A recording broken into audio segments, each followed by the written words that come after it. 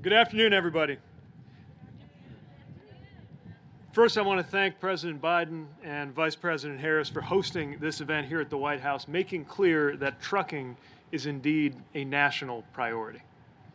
And I want to thank everyone here, especially the truck drivers and transportation workers we count on so much.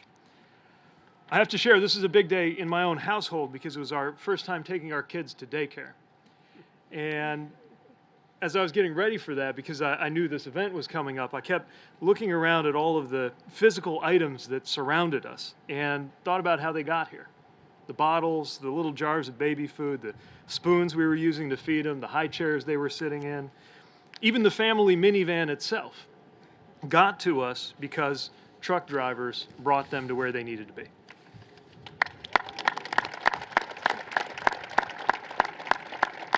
And that's true for everything that we count on: groceries, books, livestock, medicine.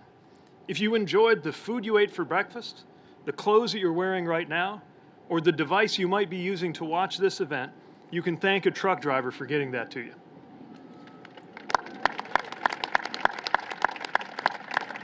And that's what makes this trucking action plan so important. Plus, this fits two central priorities that the President has laid out: addressing supply chain disruptions to lower costs for families, and getting workers the pay and the respect that they deserve.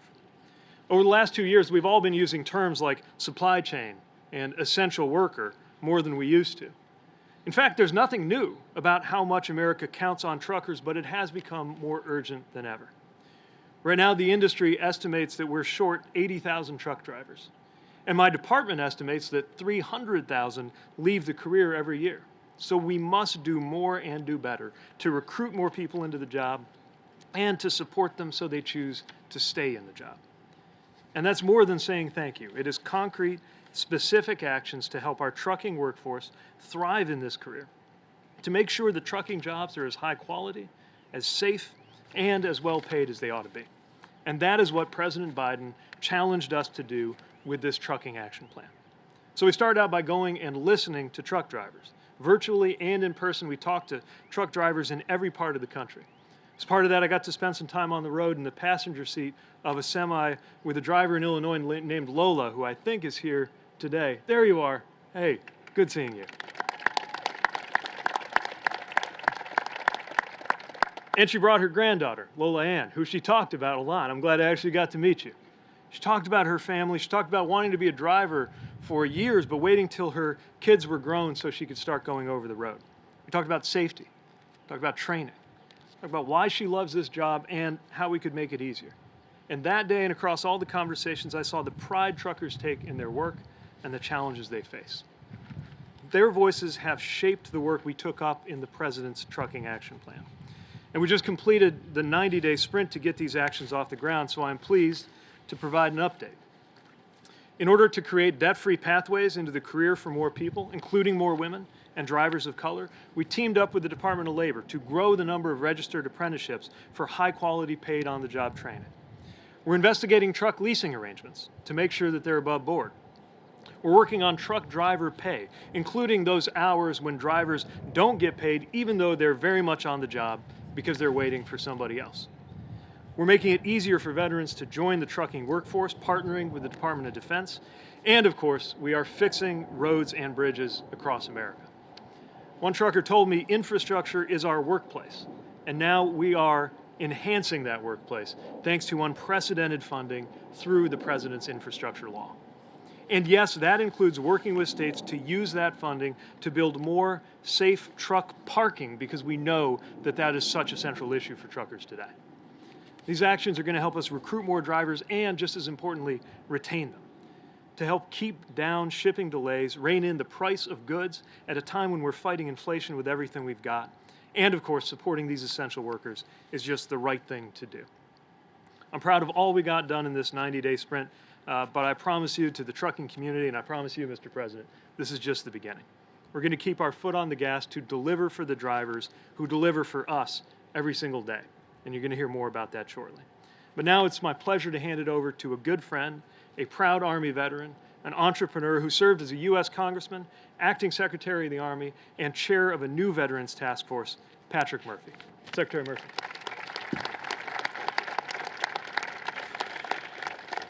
Thank you, Secretary, Mr. President, and Maria. It is great to be here. I just want to begin by saying thank you to Secretary Buttigieg. For our brother and sister veterans, he is truly one of the leading voices of the 9/11 generation. So, Secretary, thank you for your leadership and that introduction.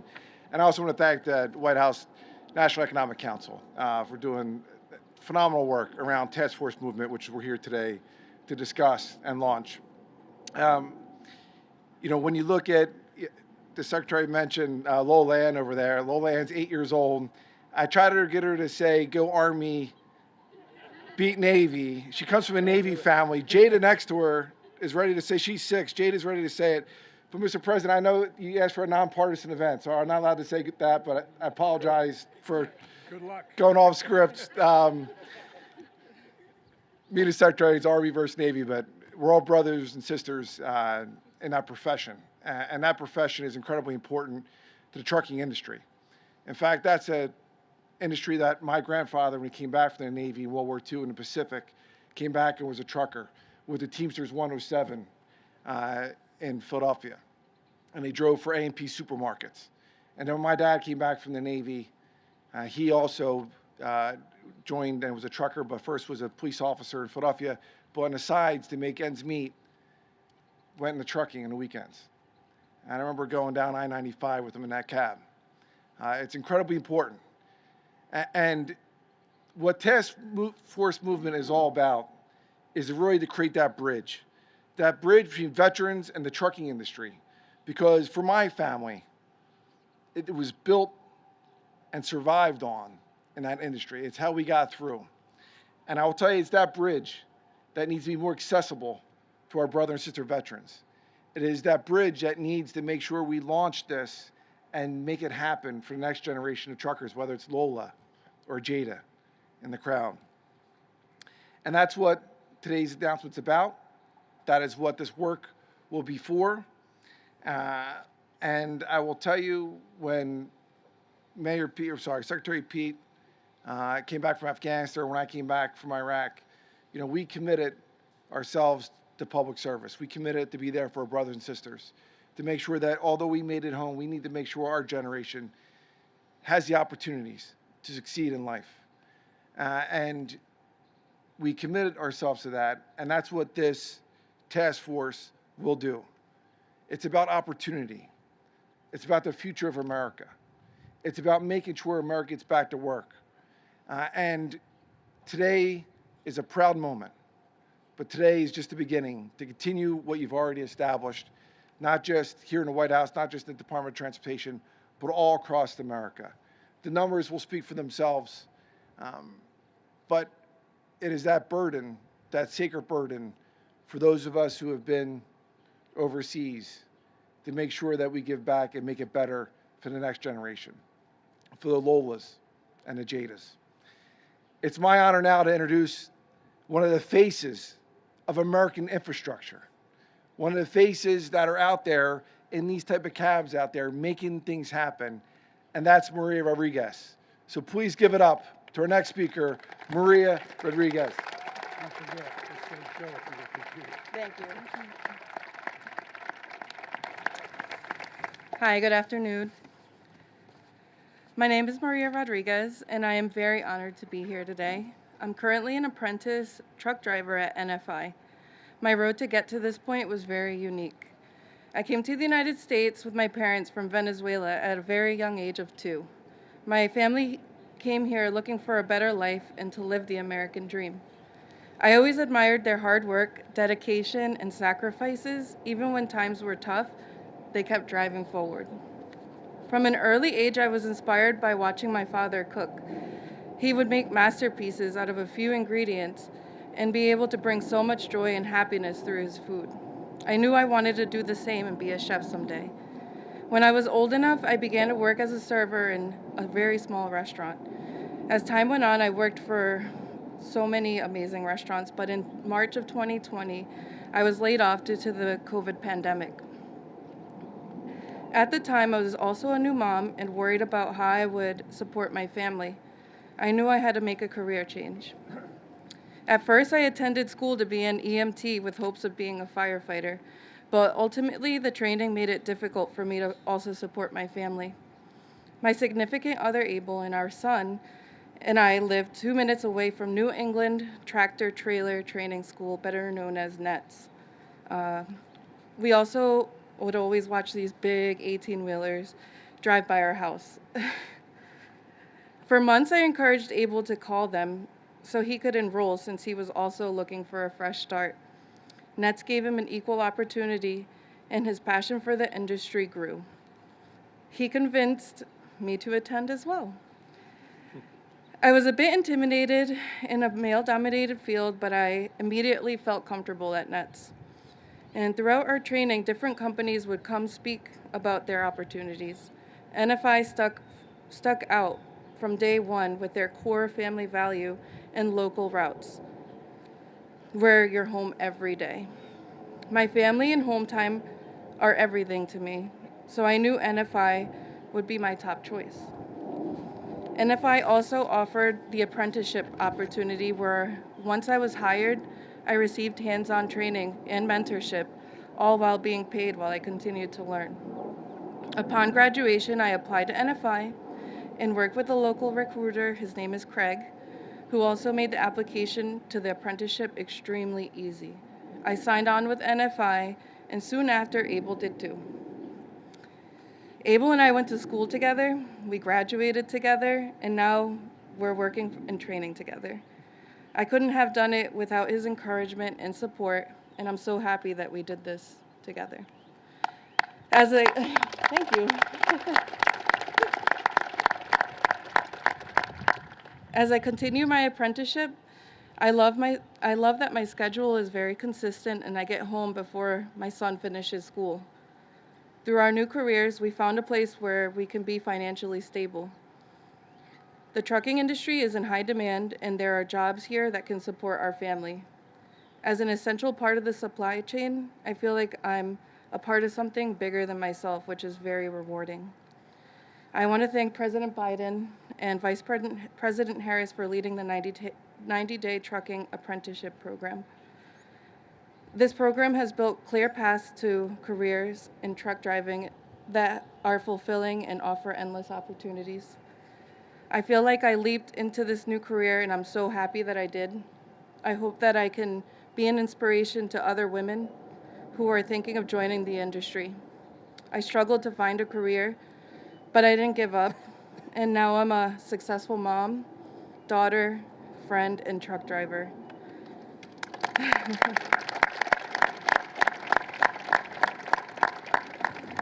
Now it is my great honor to introduce a president who has done more for truckers in 3 months than other presidents have in 4 years. A man who has put workers first his entire life, and at the center of this administration, President Joe Biden. Thank you. Great job. Thank you. You're all Thank you. I think she can do anything she wants, don't you? Well, hello, everyone. It's an honor to welcome you to the White House out on the lawn here. I heard that helicopter going by. I was hoping the hell it wasn't going to land. Maria, thanks for sharing your story.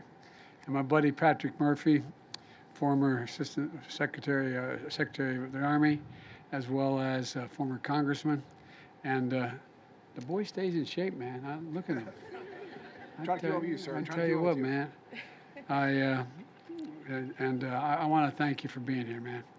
Nobody worked harder as a congressman or acting secretary of the Army to connect veterans to opportunity, and that's what it's all been all about for you. And I want to thank another veteran who knows a thing or two about laying the foundation for good jobs and transportation sector, Secretary Buttigieg. And he says go Navy, he says go Army. I used to say go Navy, but then my son got a Bronze Star in the Army, and I decided I couldn't say it anymore. So I just say go American Forces. Anyway, I also want to recognize he couldn't be here today, but Marty Walsh, Secretary of Labor. And he's doing an outstanding job helping to lead this effort alongside Pete, Secretary Buttigieg. And I want to welcome members of Congress who are here today as well. Tammy, how are you, Tammy? Good to see you. Tammy Baldwin, by the way. And also Congressman Pete DeFazio. And Laura Underwood. Where's Laura? There she is, right there, right in front. Good to see you, Laura. And I want to particularly shout out to the new president of the Teamsters, Sean O'Brien. Stand up, man. I want him to see you. As they say in parts of Wilmington, Delaware, these guys brung me to the dance 35 years ago, 40 years ago. And also, I want to say a quick hi to a pal, and you've been a pal. Thank you for being here and getting things done. And in addition to all that, there's an outfit called, you probably heard of them, United Mine Workers. Yeah, well, they got the president here too. Mr. President, where are you? Where's he sitting? He was here. A lot of truckers, United Mine Workers.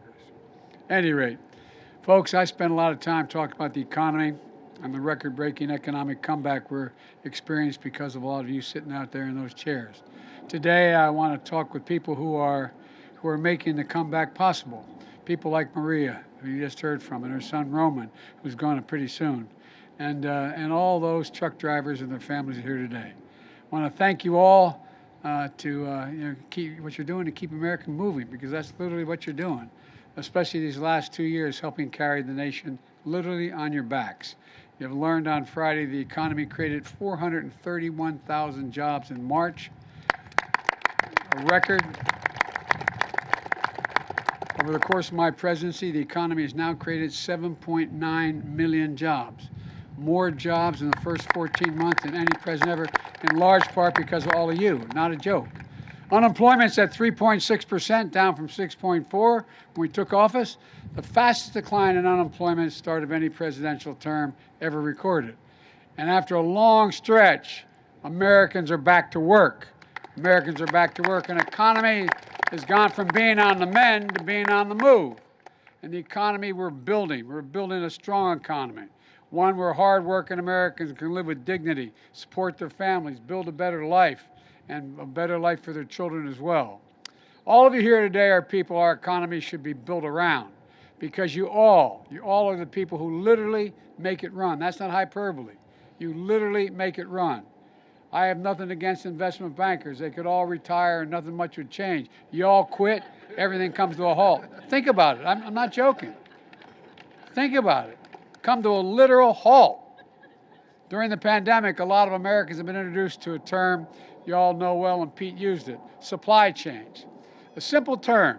Supply chain is a journey, the journey of a product to get to a customer's doorstep. That's what it is. And during the pandemic, those chains were interrupted. Factory closures around the world, not just the United States, around the world, caused backups and delays because of COVID. At the same time, because of the strength and speed of our recovery, Americans had more money in their pockets than they had in a long time. During the pandemic, they wanted to spend that money not on restaurants or vacations, which are now coming back as well, but on hard goods. They wanted home improvements, televisions, automobiles, things that had to be transported. The very products that slowed down by disruption of the supply chain. Demand was high. Supply was interrupted. And the recipe for higher prices and long delays. That's exactly what we saw not only here, but all around the world. So we knew we needed every tool at our disposal to address the problem. And the best way to do it was to invest in people who make the supply chain run. Trucking moves about 70% of all the goods in this country, 70%. And truck drivers are facing real challenges. The average driver waits 4.5 hours for their truck to be loaded and unloaded during an 11-hour shift, and 40% of their day. And often they don't get paid for that wait time. Back in 1978, the average truck driver's pay was $34 an hour in today's dollars. Last year, it was $25 an hour, nearly a 30% decline. In this iconic American industry, it's getting harder and harder to raise a family with dignity and pride that you deserve. And it's no surprise so many drivers left their jobs. The workforce is getting older. Not that I am, but they are. I used to drive a truck. It's a long story. Anyway, it's getting hard. And I thought I was going to get to drive one of these suckers today. But anyway, it's another story, too. But look, it's getting harder and harder to recruit new drivers, particularly women and people of color, to an industry that this nation and our economy desperately needs at full strength. The good news is that since I took office, we've begun to turn things around. In fact, in 2021 was the best year for trucking employment since 1994. There are now 35,000 more trucking jobs than there were before the pandemic. But we all know we need to move faster, getting more people working in this industry in jobs they can rely on and raise a family on. That's why last December, we brought together industry and labor to tackle the problem facing drivers. And we listened. And when we heard that there were long wait times in many states for people to get their commercial driver's license, their CDLs, we took action. We provided technical assistance as well as $57 million in federal funds to help states issue these CDLs faster. And I'm proud to report, because of Pete and others, so far in 2022, we're issuing CDLs at double the rate of last year, 120,000 in January and February alone. We also know that the key ingredient to getting and keeping more drivers was increasing training programs like the registered apprenticeships approved by the Department of Labor.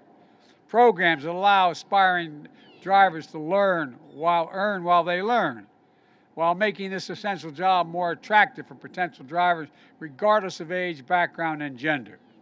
The program has proven to be improved safety and better working conditions and better pay and benefits. Typically, it takes about 8 months to create a registered apprenticeship program.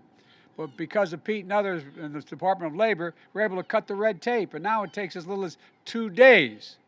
As a result, in the last 90 days, 100 major employers have launched new registered apprenticeship programs. UPS, Domino's, Pepsi's, Albertsons, and more, along with the trade associations like the American Trucking Association, the National Minority Trucking Association, the Food Industry Association, and others. What that all adds up to is a strong foundation for the work ahead, a pipeline of hardworking men and women from all backgrounds, highly trained and highly motivated to get behind the wheel, including a whole lot of veterans, thanks to the Veterans Trucking Initiative known as Task Force Movement by Patrick Murphy, led by Patrick Murphy. And by the way, I'd say parenthetically, if you can handle a tank, if you can handle an armored personnel carrier, you sure in hell can handle one of these suckers. And an awful lot of well-known people also. The idea, I remember, I'm going to digress for 1 second. I got a commercial license because my dad used to run an automobile agency. And I used to have to go up to the body shop up in Philadelphia from Wilmington. And when they'd order a trailer or a cab, they'd sell the cab. And so I had to have a license to be able to drive it up and back. And so during the trucker strike years later, when I was a young senator, there was a guy who ran steel from Deemer Steel out to Ohio. And so I decided to ride out with him, see what it was like on the strike. And I was driving, going through Shiloh, Ohio. And his handle was Big 10. And remember, everybody, all the truck stops were being blockaded at the time during the strike. And he called. He said, Big 10 wanting to come in. I forget exactly how he said it. And the only woman truck driver I ever knew I met that day, she said, "This is Big Mama, no room." Swear to God, true story. Swear to God. He said, "I've got a United States Senator driving my truck." She said, "I got the damn president in mind, so what?" I'll never forget that. I was a very powerful guy. Anyway, that was the first woman trucker I met. But look, the labor and transportation departments are working closely with industry to tackle issues facing women in trucking, recruit and retrain more women drivers, so we can draw more Americans to work with increased wages, reduced wait times, and improved safety, and so much more. Folks, there's a heck of a lot more we have to do, a lot more we have to do. Secretary Buttigieg has laid out some of the steps we're taking to make these jobs more attractive for more Americans. And it's all centered around listening to you, the drivers. Look, We've got to keep it going. We're building a better economy around American manufacturing and American supply chains. And thanks to the infrastructure law, and it wasn't my law, it was a bipartisan, one of the few great bipartisan things we've done this year. We're making the largest investment in American roads and bridges since literally the creation of the interstate highway system. And that means a bright future for American trucking. This country will be counting on you more than it ever has. So you should be able to count on us to keep investing in you and your families. That's exactly what we're going to do. I'm looking forward to all the progress we're going to make together.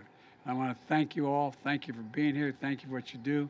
Thank your families, and may God bless you all, and may God protect our troops. Thank you, thank you, thank you. What do we do now?